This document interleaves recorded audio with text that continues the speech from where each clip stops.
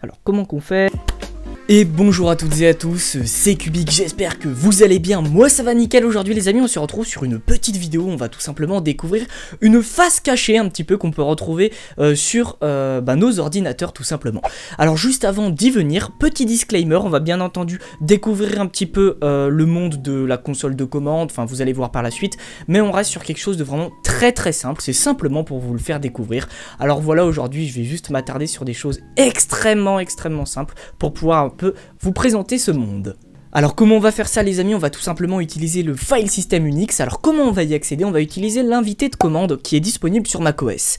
Qu'est-ce qu'on va faire une fois qu'on y sera? Bah tout simplement, avant, je vous propose d'y aller. Trop mangé à midi moi? Ok les amis, alors on est maintenant sur l'invité de commande. Alors on va découvrir 2-3 petits trucs, hein. Bien entendu c'est une infime partie de ce qu'on peut faire, hein, mais ça peut être toujours sympa de vous les présenter aujourd'hui. Qu'est-ce qu'on peut faire? Déjà vraiment le basique du basique les amis, c'est tout simplement se balader dans l'ordinateur. Pour commencer les amis, on peut utiliser une petite commande pour simplement voir où nous nous trouvons actuellement dans l'ordinateur. Donc bam, on fait la petite commande qui se nomme pwd et là on peut voir que ça nous retourne un slash. Ça veut dire qu'on est à la racine de notre ordinateur les amis. Et si par exemple j'utilise une autre commande qui s'appelle ls, donc on va lister un peu tout, vous pouvez voir qu'on a tous les petits fichiers qui s'y trouvent. Je vais pouvoir tout simplement me balader dans l'ordinateur. Par exemple, hop, je vais aller, tac, dans le dossier users, et dans le dossier users, je vais pouvoir retrouver tout simplement le dossier invité, le dossier partagé et le dossier, ma session à moi tout simplement. Je vais pouvoir d'ailleurs, hop, y aller. Bam, et maintenant on se trouve sur ma session les amis, et on n'a rien touché, hein. D'habitude on peut se balader en utilisant le Finder sur macOS ou l'utilitaire fichier sur Windows, alors que là j'ai vraiment fait qu'avec un invité de commande, j'ai bougé de dossier avec un invité de commande, et c'est assez sympa de pouvoir faire ça.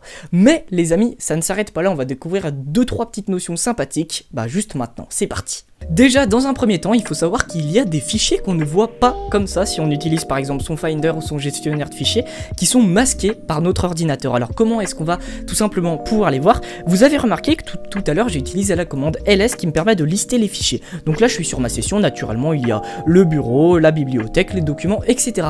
Sauf que si on utilise une autre commande, par exemple hop ls-a, on va pouvoir lister un petit peu tous les fichiers secrets qui se trouvent sur mon ordinateur. Vous pouvez voir que tous les fichiers avec un point devant, ce sont des fichiers secrets qui sont disponibles sur mon ordinateur, qui sont destinés tout simplement au bon fonctionnement du système d'exploitation.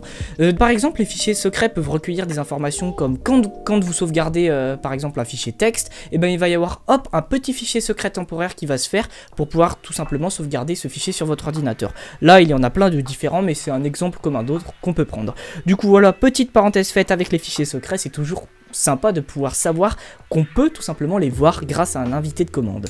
Maintenant les amis, comme on l'a dit tout à l'heure, on se trouve actuellement sur ma session et dans le fichier racine tout simplement de ma session on trouve mes documents, mes téléchargements, etc. Et depuis ça, si j'ai envie, j'ai envie de créer un dossier pour pouvoir m'amuser, et on va utiliser hop une commande qui s'appelle mkdir, qui veut tout simplement dire make directory, et on va pouvoir créer un dossier. Donc on va l'appeler par exemple hop test, voilà, ça peut être marrant, et là on a créé notre fichier test. On peut d'ailleurs entrer à l'intérieur de notre fichier test, ça pourrait être rigolo. Hop, on est actuellement dans le fichier test que nous avons créé à l'aide d'un invité de commande. D'ailleurs, regardez les amis, on peut d'ailleurs le trouver à l'intérieur de mon ordinateur sans passer par cet utilitaire. Regardez, juste pour comparer, je vous ai mis l'invité de commande à gauche et tout simplement le gestionnaire de fichiers sur la droite, donc mon Finder sur macOS. Là, nous nous trouvons actuellement dans le dossier test sur la droite et aussi sur la gauche. Regardez, on vérifie avec la commande que je vous ai présentée tout à l'heure. On est bien dans utilisateur Logan de Villard test, voilà. Et maintenant on va pouvoir s'amuser. Qu'est-ce qu'on va pouvoir faire? Et je vais vous montrer tout de suite. On peut déjà facilement créer un petit dossier, ça peut être marrant. Regardez, on va utiliser une autre commande qui va nous permettre de créer un petit dossier. Et allez, hop, pour rigoler, on peut se faire un petit fichier en txt. Hop, je l'entre et vous pouvez voir que directement sur mon gestionnaire de fichiers, le fichier secret. Et hop, regardez, on peut d'ailleurs l'ouvrir et tout simplement l'éditer normalement. Sauf que nous, on veut pas faire ça. Nous, on veut l'éditer directement à partir de l'invité de commande. Et ça peut être assez drôle, regardez. Pour ça, on va utiliser une autre commande. Hop, on se trouve maintenant sur une nouvelle interface et là maintenant je suis en mode édition et si je veux je peux éditer mon fichier. Donc hop, on peut tester un truc. Voilà, maintenant que mon fichier est édité, je peux tout simplement le sauvegarder avec d'autres commandes et quitter tout simplement l'utilitaire d'édition. Et regardez, en utilisant une autre commande, je peux soit directement ouvrir mon fichier, et ça me l'ouvre directement avec le texte que j'avais écrit depuis l'invité de commande, ou je peux même encore mieux afficher le texte que j'ai marqué dans ce fichier directement à l'intérieur de l'invité de commande. Pour ça on va utiliser une autre fonction et vous pouvez voir que ça fonctionne parfaitement. Les amis, c'est bien beau de pouvoir écrire des petits textes avec l'invité de commande, mais est-ce qu'on pourrait pas directement développer à l'intérieur de celui-ci? Vous allez voir, je vais vous montrer quelque chose de très simple, mais qui est sympa d'y faire le détour. Maintenant, on va écrire cette fois-ci un fichier en .c pour programmer, pour faire un petit programme tout simplement en C. Donc, on va le créer simplement, hop, et on va l'appeler par exemple mon programme. Voilà, et on va mettre .c parce qu'on veut faire un petit programme en C. Bam, et ça va me créer tout simplement mon programme en C.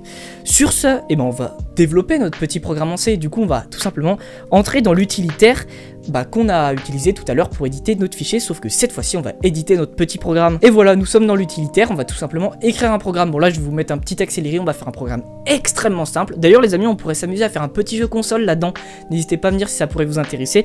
Mais pour le moment, on va faire un petit programme extrêmement simple, un test de majorité qui demande l'âge de l'utilisateur et qui renvoie s'il est majeur ou pas. Voilà, ça reste extrêmement simple, mais c'est tout simplement pour vous montrer comment ça fonctionne. Du coup, c'est parti, on fait ce petit programme très simple en langage C.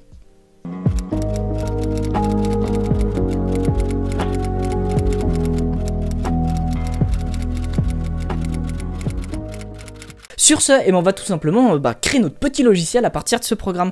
Donc, on va tout simplement, hop, le sauvegarder, le quitter, on retourne dans l'invité de commande.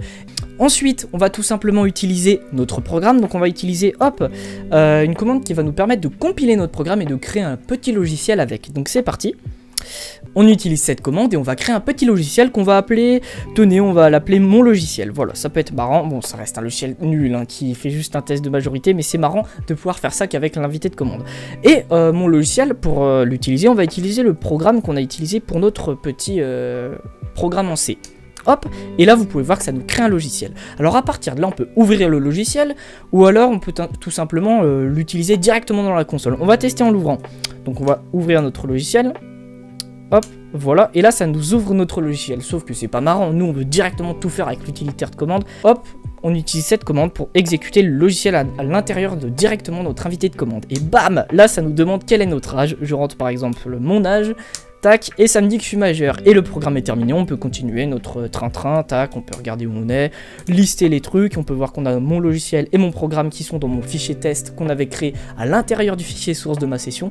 Oui, ça fait beaucoup de répertoire les amis, mais écoutez, on est dans une console de commande et ça nous permet de faire beaucoup de choses. Voilà, j'espère que vous aurez apprécié cette courte vidéo qui nous a permis un petit peu de voir comment fonctionnait le file system Unix. Voilà, sur ce, j'espère que vous aurez apprécié. Moi, ça m'a fait kiffer de pouvoir vous présenter un petit peu comment ça fonctionnait, l'invité de commande sur macOS, en l'occurrence le file system Unix.